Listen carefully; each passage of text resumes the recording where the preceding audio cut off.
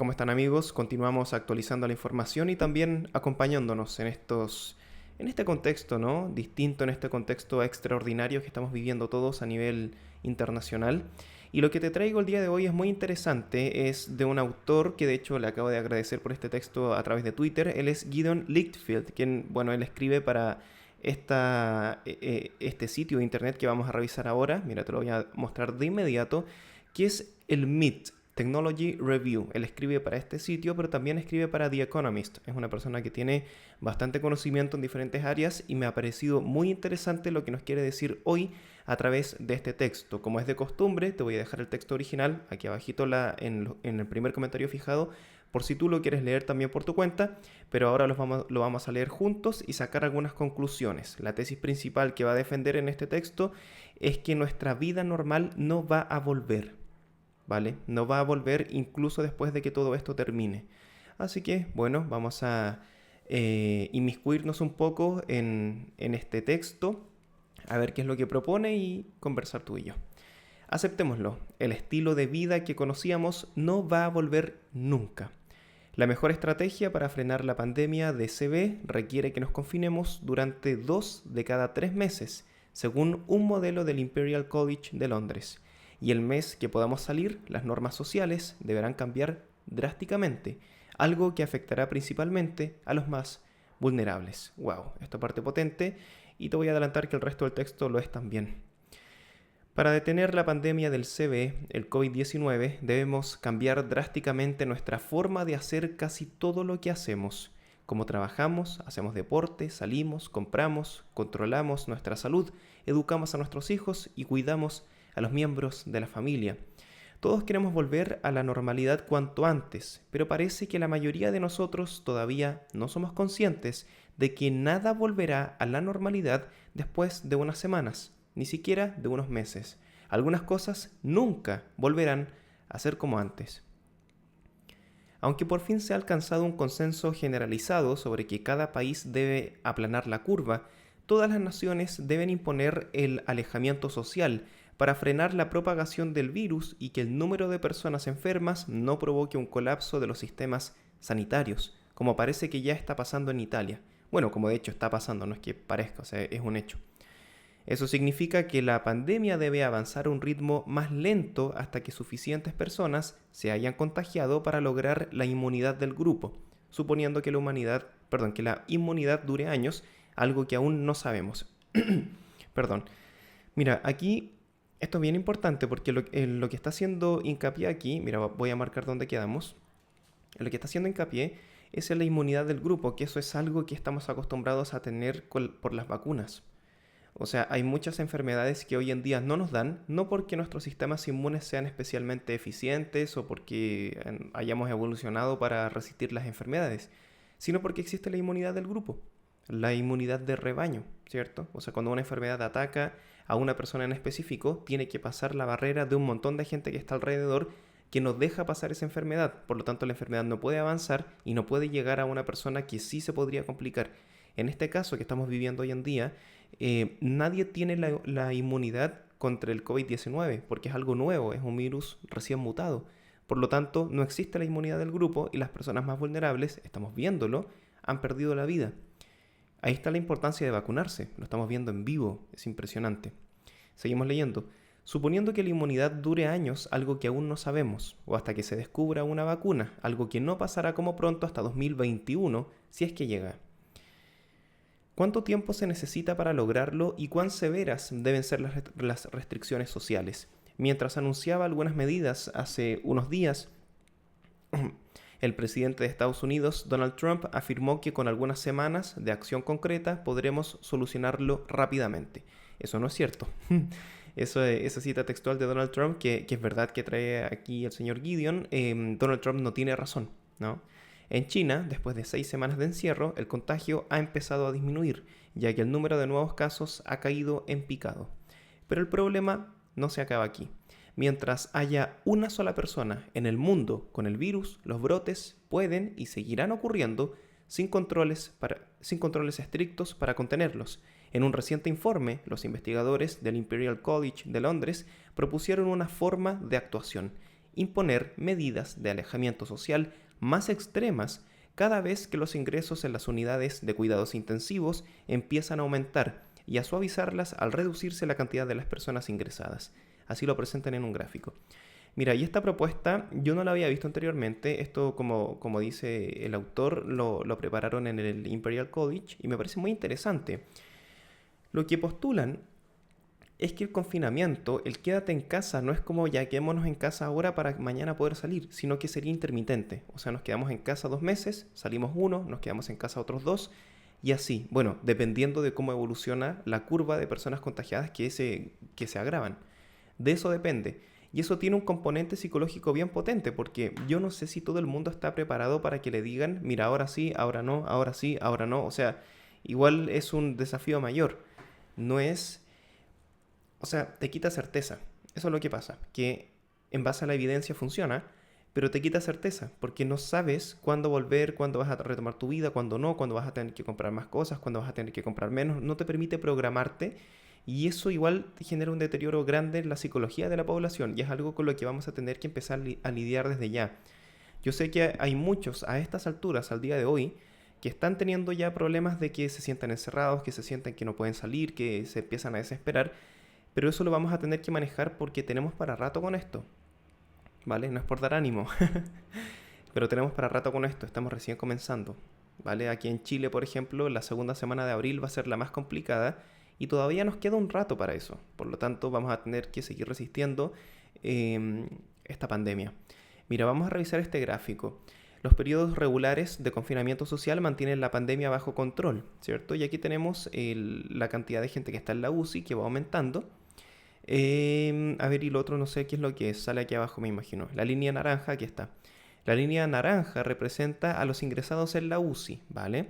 Cada vez que se eleva por encima de un umbral, por ejemplo, 100 a la semana, el país cerraría todas las escuelas y la mayoría de las universidades impondría el confinamiento social. Cuando los ingresos vuelven a caer por debajo de 50, esas medidas se levantarían, pero las personas con síntomas o cuyos familiares tuvieran síntomas deberían seguir en sus hogares.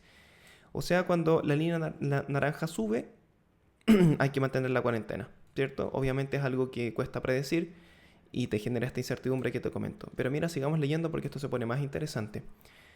¿Qué se considera como alejamiento social? Los investigadores lo definen así: reducir el contacto fuera del hogar, en la escuela o en el lugar de trabajo en un 75%. Eso no significa que haya que salir con los amigos una vez a la semana en lugar de 4, sino que todos harían lo máximo posible para minimizar el contacto social, lo que en general reduciría el número de contactos en un 75%. O sea, a grosso modo, de forma general, la idea es que todos reduzcamos el contacto social en esa cantidad y que es un montón. Un 75% es desafiante, es difícil de hacer, pero lo tenemos que hacer. Según este modelo, los investigadores concluyen que el alejamiento social y el cierre de escuelas deberían producirse aproximadamente 2/3 del tiempo, es decir, 2 meses sí y 1 no, hasta que haya una vacuna disponible, algo que no se espera como mínimo hasta dentro de 18 meses. 18 meses, seguramente debe haber otras soluciones. Por ejemplo, ¿por qué no se puede simplemente construir más UCI para tratar a más personas a la vez? Bueno, en el modelo de estos investigadores, esa estrategia no logró resolver el problema.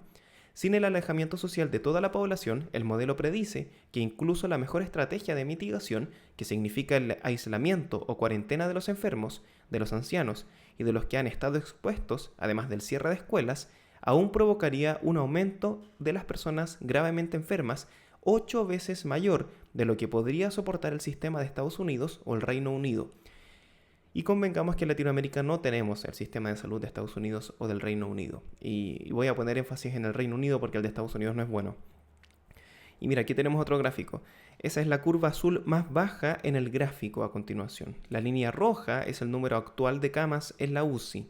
Incluso si las fábricas empezaran a producir más camas y respiradores y todas las demás instalaciones y suministros, aún faltarían muchos más médicos y enfermeras para atenderlos a todos. O sea, aunque tengamos todo el equipo, falta la gente, y la gente no es algo que tú puedas producir de la nada, ¿cierto? Por lo tanto, no se puede. No se puede simplemente retomar la vida normal y decir, bueno, todos los que se enfermen los vamos a atender rápido. No, porque el nivel de contagios aumenta igual. Es potente esto, o sea, estamos viendo qué posibles soluciones hay para retomar nuestra vida normal y por el momento no hay ninguna, pero sigamos leyendo. Y si solo se imponen restricciones durante unos 5 meses, tampoco serviría. Cuando se levantan las medidas, la pandemia vuelve a estallar, solo que esta vez sería en invierno el peor momento para los sobrecargados sistemas sanitarios. Eso es lo que estamos evitando aquí, ¿cierto? Que esto nos llegue en invierno, que es el peor momento para recibir gente enferma. O sea, el sistema está con su sobrecupo en situaciones normales. ¿Y qué pasaría si decidiéramos actuar de forma brutal? Es decir, ¿qué pasaría si decidimos mantener las UCI hasta los topes para instigar el alejamiento social, aunque eso suponga un aumento de fallecidos? Esto es muy Thanos. Imagínate, actuamos Thanos. Resulta que eso tampoco supondría una gran diferencia. Incluso en el escenario menos restrictivo del Imperial College, deberíamos permanecer encerrados más de la mitad del tiempo. En el escenario menos restrictivo. Esto no es una alteración temporal, se trata del inicio de una vida... Ah, mira, atención con esto. Esto no es una alteración temporal, se trata del inicio de una forma de vida completamente diferente. Y esto es algo que quizás tengamos que empezar a entender. Esto no es un paréntesis en nuestras vidas, no es que teníamos una vida normal hace un ratito y ahora estamos confinados y en la casa en cuarentena y mañana vamos a retomar la vida normal. No. Hay una posibilidad de que esto haya llegado para quedarse y que la manera de vivir vaya a cambiar quizás permanentemente. Y vamos a ver los argumentos. ¿Cómo vivir en una pandemia permanente? A corto plazo, esto será muy perjudicial para los negocios que dependen de juntar a grandes cantidades de personas. Sí, lo estamos viendo. Restaurantes, cafeterías, bares, discotecas, gimnasios, hoteles, teatros, cines, galerías de arte, centros comerciales, ferias de artesanía, museos, músicos y otros artistas, centros deportivos y los equipos de fútbol, lugares de conferencias y organizadores, cruceros, aerolíneas, transporte público, escuelas privadas, guarderías, por no hablar de las tensiones que los padres tendrán para educar a sus hijos en casa, de las personas que cuidan a sus parientes de edad avanzada para no exponerlos al virus, de las personas atrapadas en relaciones abusivas. Uy, potente ahí, eso nos ha hablado mucho, y de cualquiera sin ahorros para lidiar con los cambios en sus ingresos. Pero eso es lo que hay, así que tenemos que adaptarnos. Los gimnasios podrían empezar a vender máquinas para la casa y sesiones de entrenamiento online. Por ejemplo, veremos una explosión de nuevos servicios en lo que ya se ha denominado como la economía confinada. También se puede esperar el cambio en algunos hábitos, menos viajes contaminantes, más cadenas de suministro local, más paseos y ciclismo. La paralización de tantas empresas y medios de vida será imposible de manejar y el estilo de vida confinado durante periodos tan largos simplemente no es sostenible. Mira, esto es algo clave. Voy a parar aquí un poco, voy a hacer un pequeño paréntesis porque quiero que quede extremadamente claro. El estilo de vida que estamos llevando ahora, que seguramente si ustedes son jóvenes y están en la escuela, tienen clases suspendidas y tienen que estudiar desde casa, si es que son mayores y ya tienen un sueldo y están trabajando, seguramente están teletrabajando o algunos están trabajando con mascarillas, pero han cambiado brutalmente su estilo de vida. Este estilo de vida que tenemos hoy no es sostenible en el tiempo. Para el modelo de sociedad que tenemos al día de hoy, esto no funciona a largo plazo. Esto es una medida parche. Estamos mitigando lo máximo que podemos, pero no es sostenible a largo plazo. Si esto sigue así, hay un montón de cosas que quiebran, ¿cierto? Todo lo que mencionamos recién, restaurantes, pubs, un montón de cosas, discotecas, y cosas que uno piensa, da lo mismo, no da lo mismo, porque hay gente que depende de eso, su ingreso, las familias, o sea, se entiende, ¿cierto? No es sostenible y ellos eventualmente, si esto sigue así, van a quebrar si es que no han quebrado ya. Lo mejor que podemos hacer es entender que este escenario va a seguir durante un tiempo y adaptarnos a ese nuevo escenario. No podemos estar pensando que esto hay que aguantar un ratito porque mañana cambia. No, puede que mañana no cambie. Y de hecho, aunque, mira, ponte en la mejor situación. Imagínate que el virus desaparece mañana, que no va a pasar obviamente, pero piensa que desaparece mañana. Por arte de magia, ¡pum! Tenían razón los pseudocientíficos y desaparece mañana. Si es que ocurre eso, igualmente tenemos que estar preparados para una pandemia futura, porque las pandemias no es algo que va a terminar con esto. De hecho, es mucho más posible que en este siglo tengamos más pandemias por razones que ya hemos explicado. Por lo tanto, lo más inteligente es saber adaptarse a este nuevo contexto. No estén pensando siempre que esto se va a acabar ya o que mañana se va a terminar. Adáptense al nuevo contexto. Te lo digo para que tú lo analices en tu situación particular. ¿Cómo puedo yo, en mi situación particular, adaptarme a un contexto que puede que dure más de lo que yo creía? Es lo más racional que podemos hacer hoy en día. Sigamos leyendo. Entonces, ¿cómo podemos vivir en este nuevo mundo? Con suerte, parte de la respuesta será que tendremos mejores sistemas sanitarios, con unidades de respuesta ante pandemias capaces de actuar rápidamente para identificar y contener brotes antes de que empiecen a propagarse, y con la capacidad de aumentar rápidamente la producción de equipos médicos, kits de prueba y medicamentos. Aunque todo esto no ha llegado a tiempo para detener el COVID-19, sí nos ayudará con las futuras pandemias, precisamente, ¿no? A corto plazo, probablemente nos obligaremos a mantener una vida social aparente. Los cines podrían eliminar la mitad de sus butacas, las reuniones se llevarán a cabo en salas más grandes, con sillas más separadas, y los gimnasios requerirán reservas de sesiones de entrenamientos con antelación para que no se llenen de gente. Pero al final, recuperaremos la capacidad de sociabilizar de manera segura con el desarrollo de formas más sofisticadas de identificar quién representa un riesgo y quién no, y discriminando legalmente a los primeros. Se pueden ver distintos presagios de este futuro en las medidas que algunos países ya están tomando. Israel utilizará los datos de ubicación de los teléfonos móviles, con lo que sus servicios de inteligencia rastrean a los, voy a decirte, esa palabra no la puedo decir, léanlo ahí en el texto, para seguir a las personas que han estado en contacto con los confirmados portadores del virus. Singapur realiza un exhaustivo seguimiento de contactos y publica datos detallados sobre cada caso confirmado sin identificar a las personas por su nombre.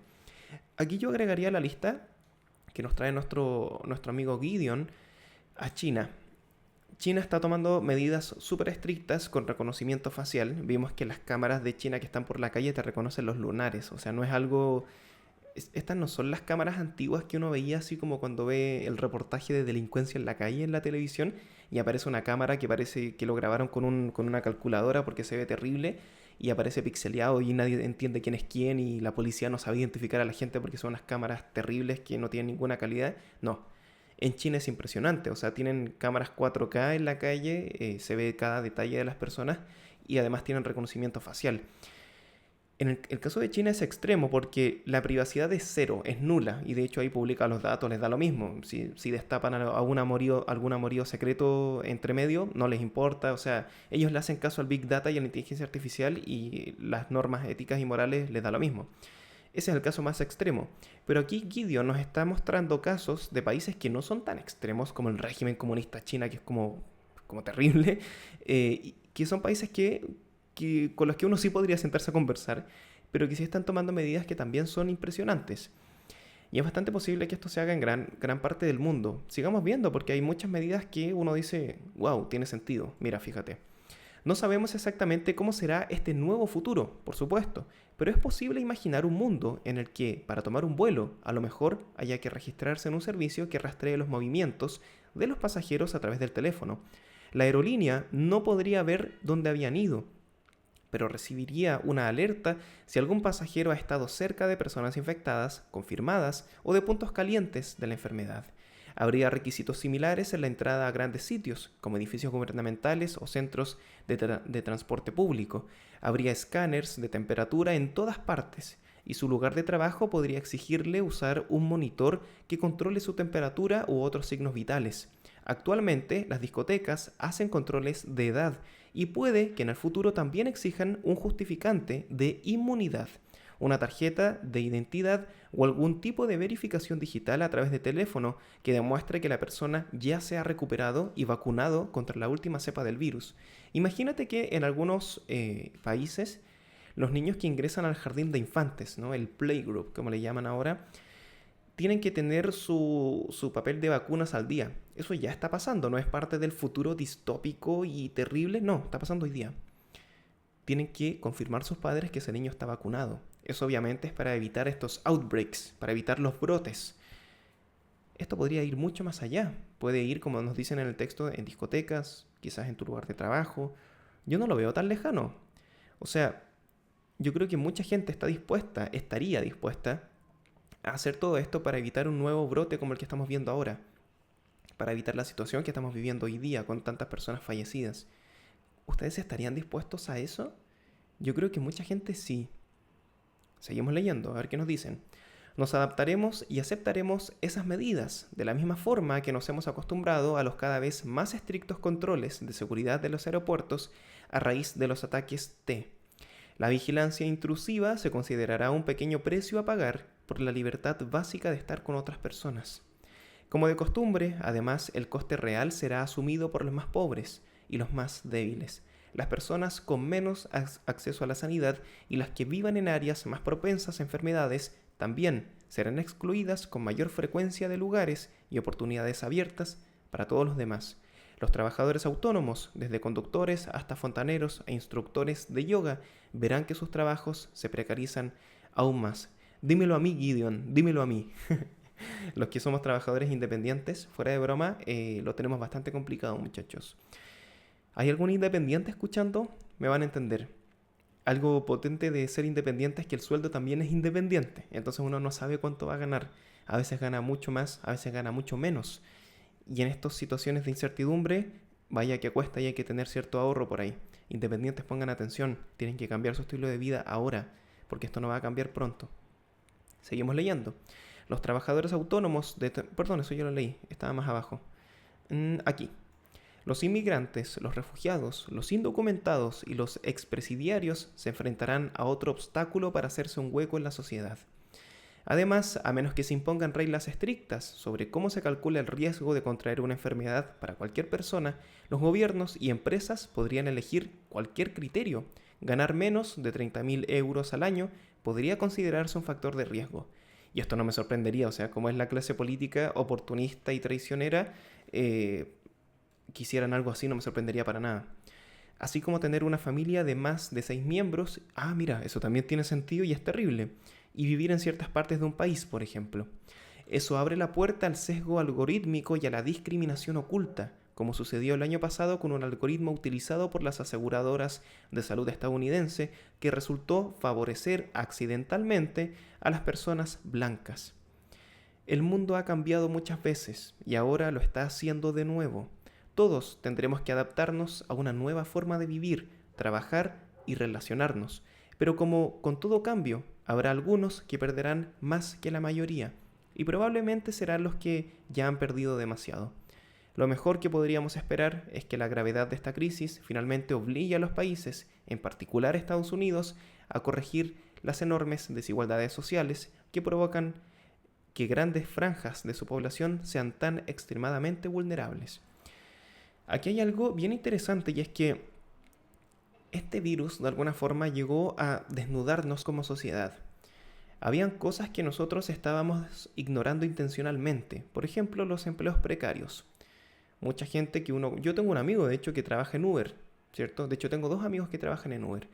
Esos empleos uno no les llama empleos precarios porque quiera ser ofensivo, sino porque no tienen seguros, no cotizan, están completamente desprotegidos. No sé, si vas en tu vehículo y te cae una piedra en la cabeza y te tienen que hospitalizar, no hay nadie que cubra eso. O sea, es un empleo completamente desprotegido. Los empleos que son parecidos a ese, que de hecho esa marca tiene lo mismo, pero en entregas de comida, también es un empleo que uno decía, bueno, esto es por mientras. Es el empleo, y se presenta de forma positiva, ¿cierto? O sea, yo veo mis horarios, jaja, estoy ahí, yo veo cómo lo hago, gano mis luquitas, aquí por mientras. Y algo que se convierte en un por mientras, en un por ahora, termina siendo un empleo a tiempo completo. Todos conocemos a alguien que trabaja ahí de lunes a lunes con horario peor que de oficina y que está completamente desprotegido.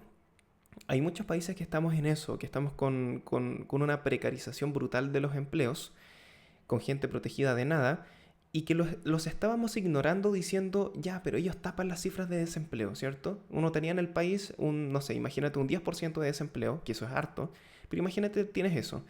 Y tú dices, ya, pero eso realmente es menos, porque hay gente que está en esto, que está en esto otro, que está en este empleo, que está en esta app, y obviamente el desempleo es menos, entonces lo podemos maquillar un poquito. Y nos acostumbramos a ignorar esa realidad porque nos resultaba funcional y porque les resultaba funcional a los políticos que pueden maquillar esas realidades que quieren ignorar. Y este virus llega y desnuda todo eso. Un montón de gente que ya no puede trabajar en eso, que, o sea, si tú ves a un muchacho en la bicicleta entregando un pedido de Uber Eats, se está exponiendo demasiado, además de que puede tener un accidente, además de que se puede contagiar y si se enferma nadie lo va a cubrir. Y de alguna forma nos estamos dando cuenta de que vivíamos, de alguna manera, en una sociedad que no era para nada robusta, que no era para nada resistente y que parecía, ¿no? Que desde fuera se veía como, wow, esta sociedad todo lo aguanta, o sea, estamos generando valores, estamos generando empleo, estamos creciendo y de repente un virus mutó y se acabó.